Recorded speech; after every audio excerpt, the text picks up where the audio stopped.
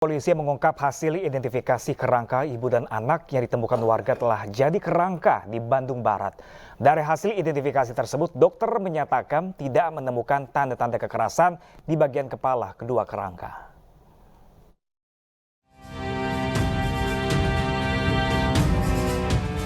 Tim forensik Rumah Sakit Sartika ASI mengungkapkan hasil pemeriksaan sementara terhadap kerangka ibu dan anak di Kabupaten Bandung Barat, Jawa Barat. Identifikasi dokter forensik mengungkap bahwa tidak ditemukan tanda-tanda kekerasan pada bagian kepala kedua kerangka ibu dan anak. Informasi lengkap akan disampaikan pihak kepolisian usai identifikasi menyeluruh, diantaranya tes DNA dan uji toksikologi. Hingga kini kasus penemuan ibu dan anak yang sudah menjadi kerangka di Bandung Barat, Jawa Barat masih menyisakan misteri. Coretan tembok curahan hati ditemukan di ruangan tempat kedua terangka terbujur. Diduga coretan berisi curahan hati korban terhadap suami sekaligus ayah mereka, Mujoyo Chandra. Korban Iguh Indah Hayati dan Elia Immanuel Putra mengungkapkan kekecewaannya kepada Mujoyo yang tidak menepati janji untuk membiayai sekolah Elia. Polisi juga masih memeriksa barang bukti USB yang ditemukan di dalam rumah. Kita ambil di sini adalah bukti-bukti petunjuk ya, seperti baju, ya, kemudian sisa-sisa dari air, kemudian tulisan-tulisan tangan sebagai bukti penunjang ya, dari kita bisa nanti mencocokkan antara bukti yang ada di dalam tembok dengan yang ada di tulisan nanti sebagai bukti pendukungnya. Apa betul nggak tulisan yang dalam tembok itu sama dengan tulisan yang ada di dalam buku. Polisi telah memeriksa 11 saksi yang namanya tertera dalam tulisan di dinding. Di antaranya Mujoyo, Ketua RT, Ketua RW, tetangga, dan keluarga korban. Penyebab kematian kedua korban juga masih diselidiki. Dari Bandung Barat, Jawa Barat, Yuwono Wahyu, iNews melaporkan.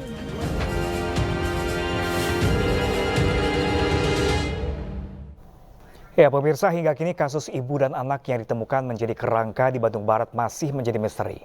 Warga setempat sempat menyatakan terakhir kali bertemu kedua korban sebelum pandemi melanda atau sekitar tahun 2019 lalu, pemirsa. Dan kita telah terhubung dengan Ketua RT 10 Desa Tani Mulia, ada Bapak Bambang Daryanto. Selamat siang, Pak Bambang. Selamat siang. Ya, Pak Bambang, terima kasih seluruhnya telah bergabung bersama kami di siang kali ini, Pak Bambang. Ya, selamat siang ya. Ya, Pak Bambang, sebelumnya Pak Bambang bagaimana Anda mengenal dua keluarga Anda ini, Pak Bambang? Saya mengenal itu setelah, kan saya waktu itu pas baru jadi artinya. Waktu itu yang saya tahu mereka udah cekcok, karena mereka sempat ke rumah, bahwa dia tidak dinafkahi oleh suaminya. Sempat ke rumah artinya bagaimana Pak? Sempat mengadu ketika itu ke Pak Bambang? Sempat mengeluh ke saya bahwa dia sudah tidak iduli dengan suaminya. Waktu itu karena saya juga belum tahu suaminya, saya iyakan aja, iya gitu. Itu tahun berapa Pak kira-kira Pak? Antara 2018-2019. Namun posisinya ketika itu masih berstatus suami istri atau sudah bercerai Bapak? Kalau dalam kartu keluarganya masih. Di dalam kartu keluarga masih ya Pak ya, tahun 2018 ya. Dengan suaminya masih berstatus suami istri ya Pak ya? Betul. Oke, Bapak ini sebelum ditemukan menjadi kerangka, nah di rentang waktu 2018 hingga akhir tahun ini Bapak, itu apakah tidak ada kecurigaan Bapak rumah kosong, tidak ada berpenghuni? Iya, karena waktu itu sekitar tahun 2018 atau 2019 ya, dia pernah pamit ke saya, pamit akan bekerja di tempat lain. Karena yang sebelumnya, di tempat kerja yang sebelumnya itu dekat ya, masih sekitar sini, itu kecil. Dia katanya mau di tempat lain, yaitu ke saya sih bilangnya ke Sumedang. Dan setelah itu udah pamit, setelah itu ya udah kita nggak kontak lagi, cuma dan juga di rumahnya dipasang pelang untuk dijual. Itu di tahun 2018, Pak? Antara sekitar itu 2018-2019. Oke, jadi korban sempat berpamitan dengan Bapak ingin pindah tempat lain karena bekerja, seperti itu? Betul.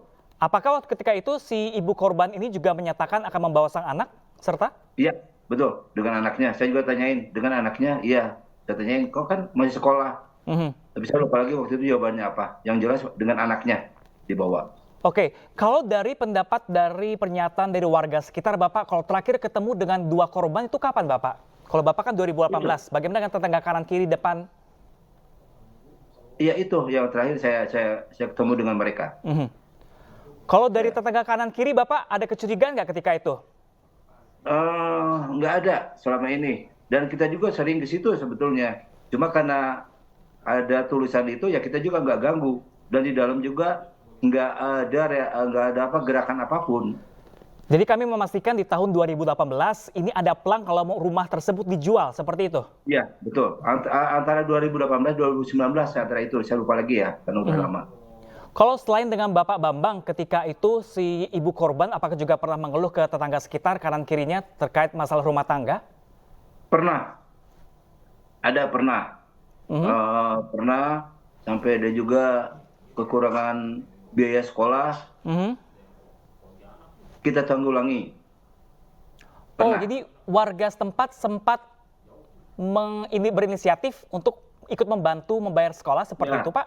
Ya, sekolah sampai sempat juga dia kekurangan untuk makan pun kita pernah bantu. Saat itu tahun 2018 terakhir ketemu dengan ibu korban, ini apakah ibu korban ini bekerja atau menganggur, Bapak? Waktu itu masih bekerja. Masih bekerja dekat-dekat sini rumahnya, dekat-dekat sini ya kerjanya. Tapi kelihatannya nggak mencukupi atau gimana. Tapi dia pindah ke yang lain, saya nggak tahu itu. Ya Bapak, kalau dari cerita Bapak ini korban sering bercerita dengan tetangga sekitar juga Bapak, artinya hubungan antara korban dengan keluarga sekitar ini sebenarnya baik ya Pak ya? Termasuk orang yang supel, seperti itu? Dia agak tertutup.